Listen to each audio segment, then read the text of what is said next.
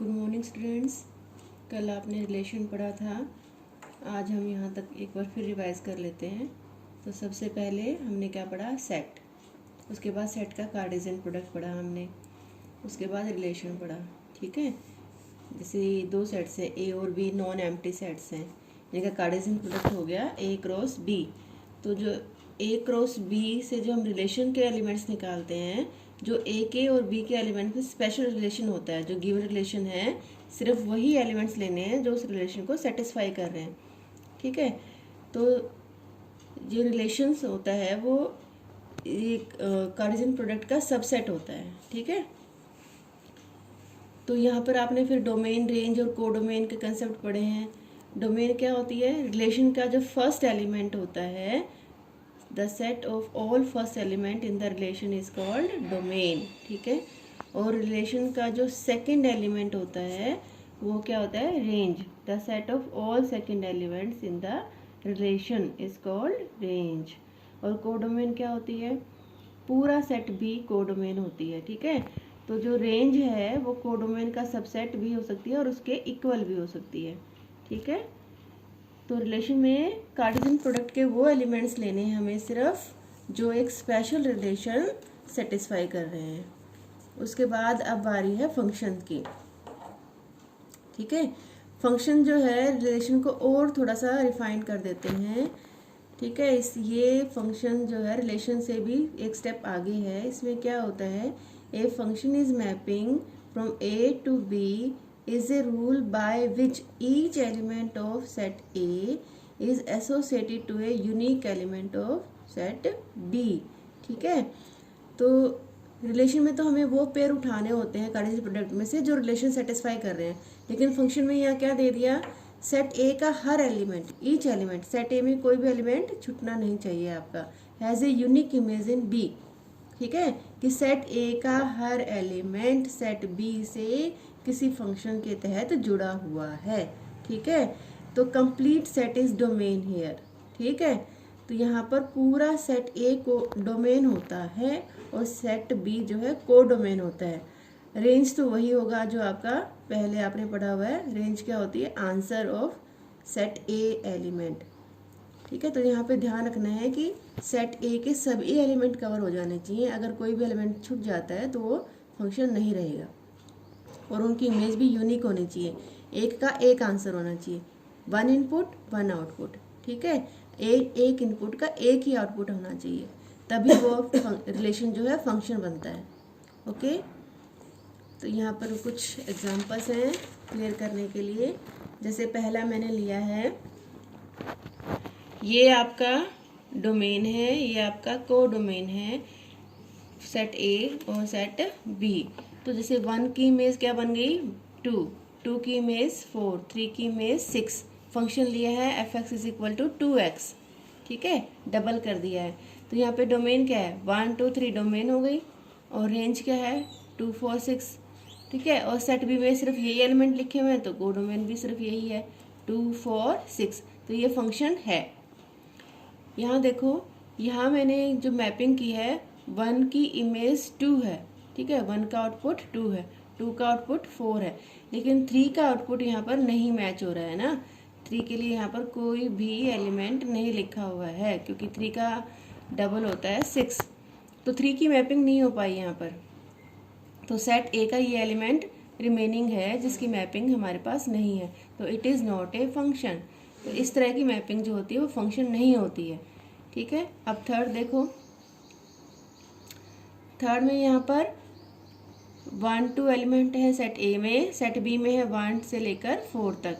अब 1 का डबल 2, 2 का डबल 4। ठीक है, ये आपके सेट ए के सारे एलिमेंट कवर हो गए। आपके दो ही एलिमेंट है, दोनों की मैपिंग हो गई और यूनिक मैपिंग है, तो ये भी एक फंक्शन है। सेट बी में जो एलिमेंट बच गए हैं वो को डोमेन के मेंबर हैं।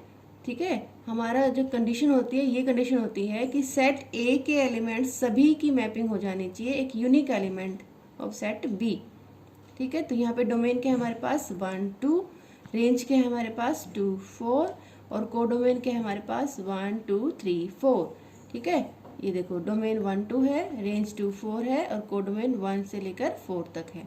तो ये भी एक फंक्शन है क्योंकि ये फंक्शन की कंडीशन फुलफिल कर रहा है। अब आगे देखो, यहाँ पे फोर्थ में मैंने लिया है mapping from A to B. A में 2 एलिमेंट है 1 और 2, सेट बी में 3 एलिमेंट है 1 2 3। 1 की मैपिंग हो गई है 1 और 2 से, और 2 की मैपिंग हो गई 3 से। तो ये फंक्शन है? नहीं है, क्योंकि 1 के हमारे पास 2 आंसर हैं, एक ही इनपुट है लेकिन आउटपुट 2 अलग अलग आ गए है ना, यूनिक इमेज नहीं हुई है आपकी। ठीक है, एक इनपुट के लिए एक आंसर होना चाहिए, एक आउटपुट होना चाहिए, लेकिन यहाँ पर एक इनपुट के लिए 2 आउटपुट हैं, तो it is not a function. ठीक है, क्योंकि यहाँ पर यूनिक इमेज नहीं है। ठीक है, तो देखो अगर आपको इस तरह के फंक्शन में ऑर्डर पेयर दे रखे हों, जैसे 1 का आंसर 1 भी है और 1 का आंसर 2 भी है, ठीक है, तो ये जो है फंक्शन नहीं होता है। फर्स्ट एलिमेंट कभी भी रिपीट नहीं होना चाहिए। ठीक है, ऐसे ऑर्डर पेयर अगर आपको गिवन है तो उसमें फर्स्ट एलिमेंट रिपीट नहीं होना चाहिए, तो it is not a function. और फिफ्थ देखो, अब फिफ्थ में क्या है, सेट ए में एलिमेंट्स क्या लिए हैं 1 -1 2 -2। सेट बी में क्या एलिमेंट लिए हैं 1 2। ओके, तो यहाँ पर मैंने फंक्शन लिया है मॉडुलस एक्स। ठीक, तो 1 का मॉडुलस भी 1 आएगा, -1 का मॉडुलस भी 1 आएगा, 2 का मॉडुलस भी 2 आएगा, -2 का मॉडुलस भी 2 आएगा। ठीक है, तो 1 के लिए सिर्फ एक ही आंसर है 1, -1 के लिए सिर्फ एक ही आंसर है 1। ठीक है, तो यहाँ पर आपको कंफ्यूज नहीं होना है, ये फंक्शन है। ठीक है, बिकॉज यहाँ पर ए के सभी एलिमेंट की मैपिंग हो गई है और वो मैपिंग यूनिक है, क्योंकि 1 का आंसर सिर्फ एक ही है 1, और -1 का आंसर भी सिर्फ एक ही है 1। ऐसे सभी एलिमेंट्स का आप चेक कर सकते हो। ठीक है, तो किसी एक इनपुट के लिए 2 आउटपुट नहीं है यहाँ पर। ठीक है, एक इनपुट के लिए एक ही आउटपुट है, तो ये फंक्शन है। ठीक है, तो आप देख सकते हो कि सेकंड एलिमेंट तो रिपीट हो सकता है। ये देखो 1 की इमेज 1 है, -1 की इमेज 1 है। ठीक है, सेकंड एलिमेंट रिपीट हो सकता है फंक्शन में, इट इज़ ए फंक्शन। लेकिन अगर फर्स्ट एलिमेंट रिपीट हो रहा है तो it is not a function, ये ध्यान देना है आपको। ठीक है, जो इस तरह की मैपिंग है, लेस देन वाला एरो बनता है तो ये फंक्शन नहीं है। इस तरह की मैपिंग है, ग्रेटर देन वाला एरो बनता है तो ये फंक्शन है। ओके, अब आपके एक्सरसाइज के क्वेश्चन देख लेते हैं। Find domain and range. Function given है आपको f(x) = minus of mode x। ठीक है, अब मोड x का हमें पता है आपको, x चाहे पॉजिटिव हो चाहे नेगेटिव हो, आंसर पॉजिटिव आता है। ठीक है, मोड x का आंसर क्या आता है, हमेशा पॉजिटिव। ओके, तो ये आंसर पॉजिटिव है ऑलवेज, लेकिन इसके आगे माइनस लगा दिया तो it will be always negative. ठीक है, तो आपका जो इनपुट है वो कुछ भी हो, आपका आउटपुट माइनस ही रहेगा। ठीक है, अब बारी आती है डोमेन की। तो x की वैल्यू डोमेन होती है, आप x की जो भी वैल्यू ले सकते हैं दैट इज डोमेन। ठीक है, तो x की वैल्यू यहाँ लेने पर कोई कंडीशन हमारे पास ऐसी नहीं है जो इसको अनडिफाइंड बना दे फंक्शन को। ठीक है, आप कुछ भी रिप्लेस कीजिए, प्लस की, माइनस की, डेसिमल की, कुछ भी आप रिप्लेस कर सकते हो, यहाँ पर कोई बाउंडेशन नहीं है। रूट में भी आप रख सकते हो value. Okay, there is no boundation, कोई भी वैल्यू जो उसको अनडिफाइंड नहीं बनाती है। अनडिफाइंड फंक्शन कब होता है, जब डिनोमिनेटर में 0 आ जाता है। ठीक है, तो यहाँ पर फंक्शन अनडिफाइंड नहीं होगा, तो सभी रियल नंबर इसकी डोमेन है। ठीक है, x belongs to real number, r is domain. ठीक है, तो x की हर वैल्यू हम ले सकते हैं, हर रियल नंबर हम ले सकते हैं, तो पूरा रियल नंबर इसकी डोमेन है।